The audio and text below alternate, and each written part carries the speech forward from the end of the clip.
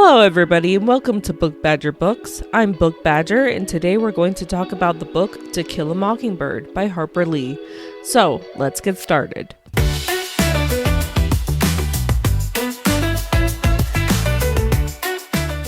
To Kill a Mockingbird is a book about two siblings, Scout and Jem, and written from Scout's point of view. The book takes place in southern Alabama in a place called Maycomb and follows the lives of Scout and Jem as they grow up in a house with their father Atticus, housemaid and caretaker Calpurnia, and later on their aunt Alexandra. They make friends with Dill, a boy who comes to visit every summer. They also meet and become friends with some of their neighbors, Miss Rachel, Miss Stephanie, and Miss Maudie. Some other neighbors consist of Mrs. DeBose and the Radleys. One of the Radley sons, Arthur Radley, who the children call Boo Radley, is rumored to have a violent history and never leaves the house. For a couple summers, Scout, Jem, and Dill tried different tactics to try to get Boo Radley to come out of his house, but nothing works. When Dill isn't there during the summer, Scout and Jem go to school, where Scout's new teacher, Miss Caroline, gets angry at Scout because she already knows how to read and write, and says that Scout learned how to do it wrong, and Scout should let Miss Caroline teach her the right way. After a couple years of school and summers with Dill, it's summer again, and it soon gets out that Scout and Jem's dad, Atticus, is defending a black man named Tom Robinson, who supposedly took advantage of a white woman named Mayella Elwell. The whole town buzzes with the great stir and excitement that the case brings. Many of the townspeople believe that while it is okay to defend Tom Robinson, since Atticus was assigned to the case, he shouldn't take it seriously, already deciding that Tom Robinson is guilty. Even though Atticus doesn't want his kids to attend, Scout, Jem, and Dill go to the courthouse to sit in the balcony with all the segregated black people. Testimonies are shared, but the evidence comes down to a who said what point of view. Atticus accuses Bob Ewell, Mayella's father, of beating her up instead of Tom Robinson, which infuriates Bob Ewell. Even though Atticus makes a very strong case, the jury eventually rules guilty and Tom Robinson is sent to jail. Even though Atticus tries to convince Tom Robinson that there still might be some hope to get an appeal, Tom Robinson loses hope. He decides to try to escape from the jail by climbing the fence.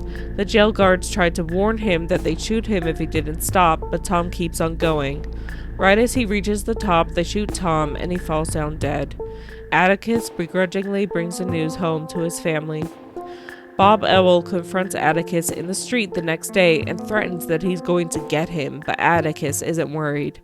Time goes by and it's Halloween. Scout dresses up like a ham for the Halloween pageant, and it's made of mesh wire and pieces of cloth.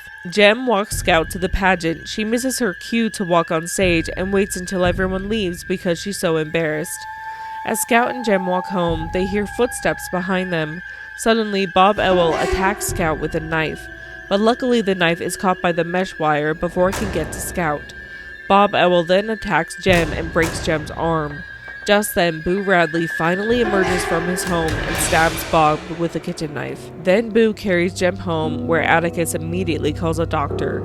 They manage to get the ham costume off of Scout and see the indentation where the knife was.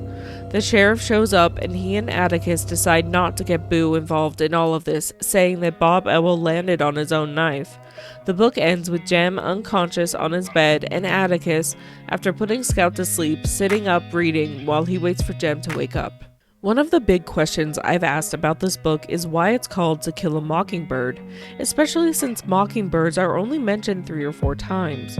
When Scout and Jem get air rifles for Christmas, Atticus tells them that he'd rather they shoot non-living things, but he knows they will shoot living things anyway.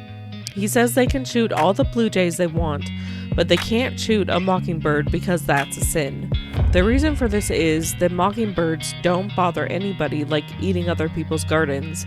All they do is sing for us. This insinuates to me that Atticus and others in the book think of mockingbirds as innocent, and they only go around doing good. At the end of the book, Scout realizes why the sheriff and Atticus say that Bob Ewell fell on his knife instead of what really happened. This is because if it got out that Boo Radley had killed Bob Ewell, Boo Radley would be thrust into the spotlight and be called a hero, but he's incredibly shy. Most would love to be congratulated and be called a hero, but Boo wouldn't. It would be the opposite for him.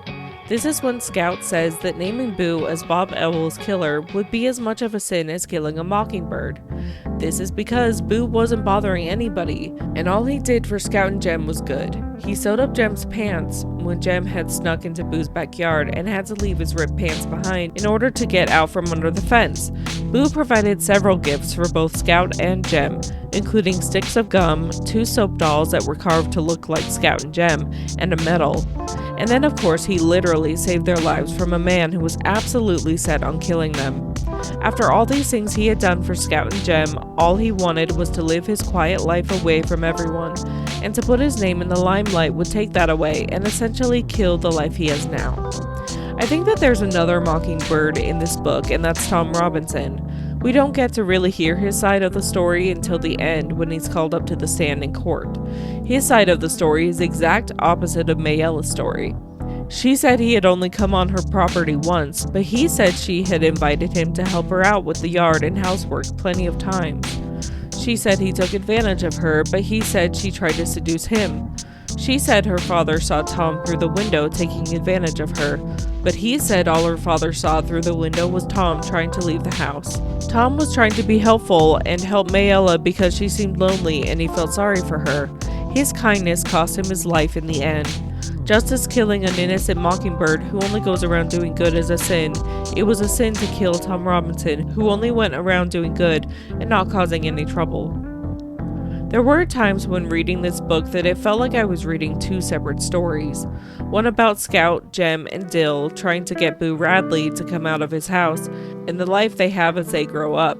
The other is about the trial between Mayella Elwell and Tom Robinson. It seems like the book keeps going back and forth between navigating the childhood of Scout, Jem, and Dill and trying to understand the adult world of 1930s Southern Alabama.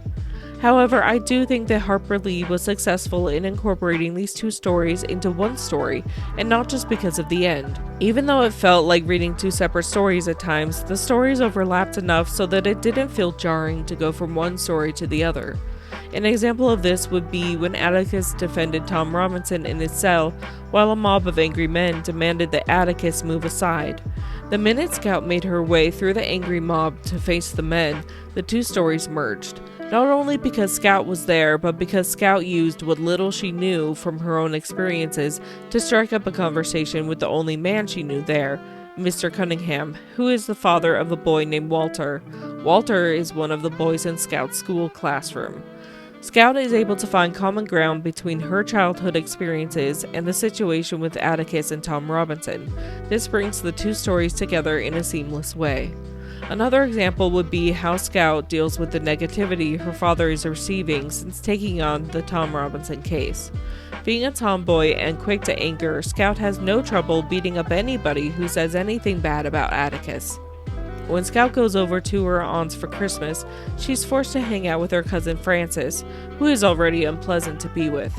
But when Francis starts calling Scout's father names because of his involvement in the Tom Robinson case, Scout punches him square in the face. Francis isn't the only one to disapprove of Atticus. Throughout the book, friends and family members alike show their disapproval of Atticus, which causes Scout's carefree childhood to be disrupted. This leads up to the end, where the 2 stories very plainly merge. The one with Scout, Jem, and Dill's fascination with Boo Radley, and the one with Atticus's defense of Tom Robinson. Bob Owl's attack on Scout and Jem is a direct result of what happened in the courthouse, and Boo Radley's involvement in defending Scout and Jem is a direct result from Boo Radley's interest and perhaps even love of Scout and Jem. This is evident of the way Boo gives them gifts and sews up Jem's pants, and at the end of the book, Boo holds Scout's hand and very gently asks her to take him home. While these 2 stories only interact with each other a few times, and more so at the latter half of the book, the backstory of each of these stories is necessary to understand how they come together in the end. Well, that's my 2 cents for this book. Thank you guys for watching, and let me know if there are any other books you'd like me to review. This was a fun read, and I liked it a lot more than when I was in high school. Anyway, I really enjoyed it and understand that it is an important book to read, not only to understand what the world was like, especially in the South back then, but to understand how we should and should not treat each other. So I hope you guys give it a read, and I'll see you next time as I review another book.